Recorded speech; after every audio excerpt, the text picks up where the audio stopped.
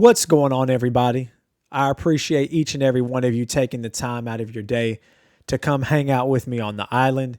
If you're new to the channel, my name is David Kamen, and we talk all things San Francisco 49ers. So if you're one of the faithful or a fan of another team, or you just like to hear honest football discussion, I'd love for you to come hang out with us on the channel.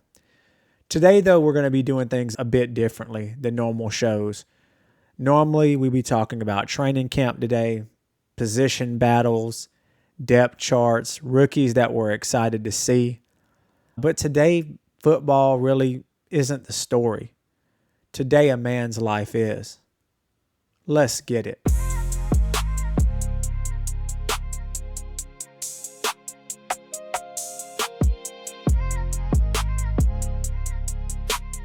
Now, the way I heard about the news about Kyle Shanahan being in a serious automobile accident, it didn't come from an ESPN alert or some sort of text message I received. I actually received a phone call from my son. I was outside doing some much needed lawn care maintenance in the yard. He called me. I answered the call from my watch, and he says, "Hey, Pops, have you heard the news?" And I'm like, "What news is that?" He said that Kyle Shanahan was involved in a serious automobile accident, but it appears based on reports that he's okay and everyone else involved is going to be okay. Now, when I first heard that news that Kyle Shanahan was involved in a serious automobile accident, I didn't think to myself, oh man, what's going to happen come the regular season? What's going to happen with training camp? How is this going to impact the team? When I heard that he and the other parties involved were going to be okay, all I could do was say, thank you, Jesus. Praise God for that good report. Because I recognize that Kyle Shanahan is one of the best football coaches in the NFL, no doubt. But he's also a husband, a father, someone else's son. He's a leader of men. And sometimes we can forget that. As fans, we spend so much time talking about wins and losses, play calling, who's going to make the roster. We spend time criticizing these coaches and getting upset at these players, but the fact is that these are real people with real families. So before we talk football today, I just want to say that my thoughts and prayers are with Kyle Shanahan and his family. The other driver that was in the SUV that was involved in this accident, our thoughts and prayers are with you and your family as well. And thankfully, reports indicate that everyone involved is expected to recover. And for that, I'm incredibly grateful, because this story could have ended very differently. I understand from reports that Kyle has over 40 stitches on his face. He broke a hand. He broke 3 ribs. And John Lynch actually addressed this at the press conference today.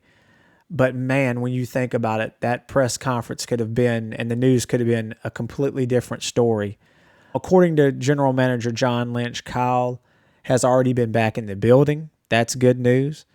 Lynch said it's not really the broken ribs or the broken hand that's keeping him away right now. It's the concussion. And honestly, that's exactly how it should be handled. You don't want to rush back from a concussion. Football can wait. Your health cannot. The organization's made it pretty clear that they'll give Kyle all the time to recover in the right way. And I think that's the best possible decision. In the meantime, Chris Foerster will be handling day-to-day head coaching responsibilities during training camp, along with the rest of the coaching staff. Now, I know that when the news first came down, when my son gave me the call and I got done with the yard work, I came inside and I started looking online. I saw a lot of noise out there, man. Is this going to derail training camp? Will the offense fall behind because of this? What's going to happen if Kyle misses a few weeks? And that's a very fair question. It really is. Those are fair questions. But honestly, I'm really not worried. In fact, I think this organization is built to handle this situation. They're ready for a time such as this. And it's by no stretch of the imagination not because Kyle Shanahan's not important. He absolutely is. He's one of the brightest offensive minds in all of football. But one of the marks of a great leader is building an organization that can continue functioning when you're temporarily unavailable. And I think that's exactly what Kyle has done in San Francisco. Let's start with Chris Foerster. This guy has decades of experience in the NFL. He's coached great offensive lines. He's worked for multiple organizations. He's been around championship caliber football for a long time. He's played in big games. This moment is not too big for him.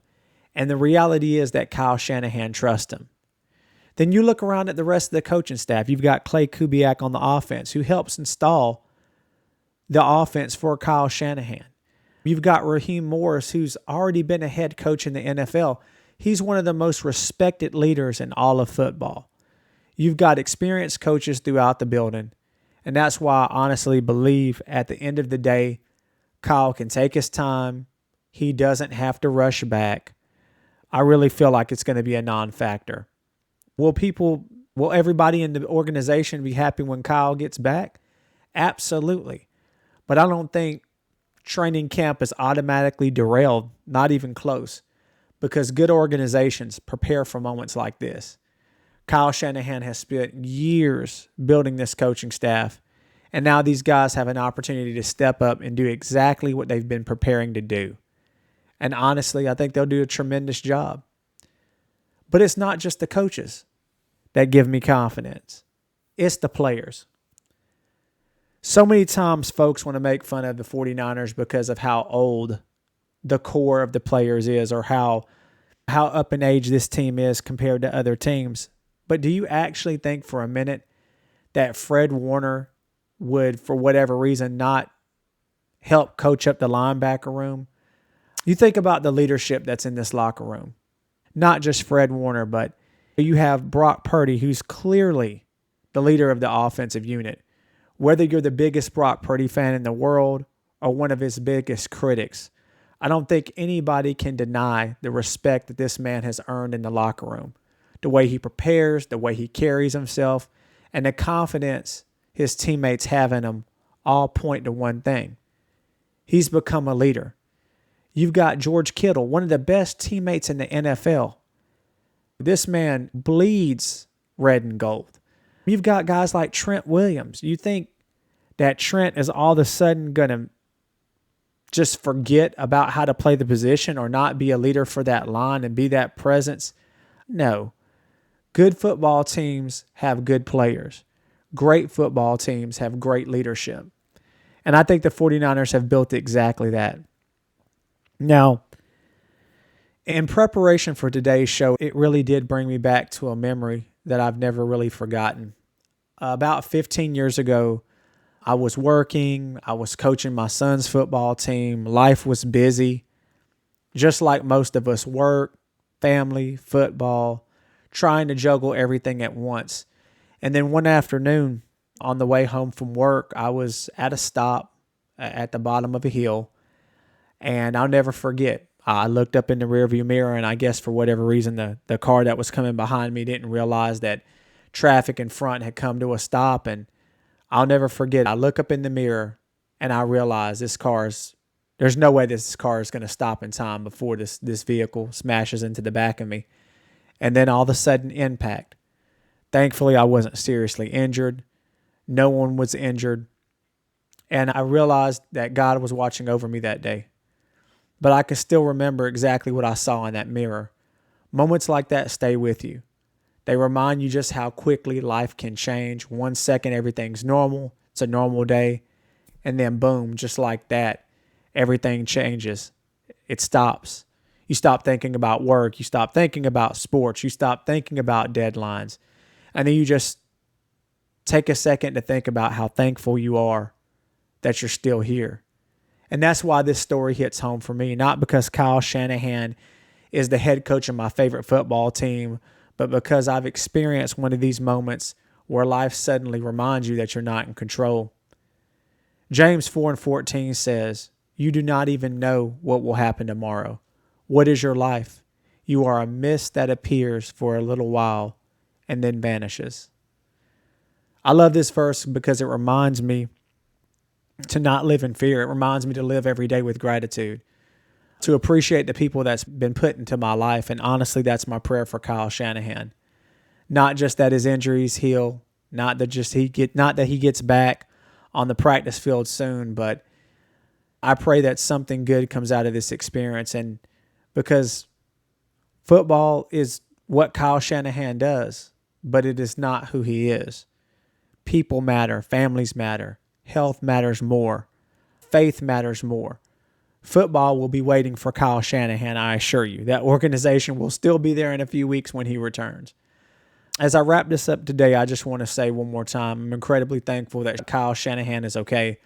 I'm incredibly thankful that it appears that everyone that was involved in this accident's okay. And from a football standpoint, I truly believe this football team's in good hands. Chris Foerster is an outstanding coach. This coaching staff, I really feel like with their experience, they're going to do a tremendous job. Training camp is not going to fall apart, faithful. Don't worry about that.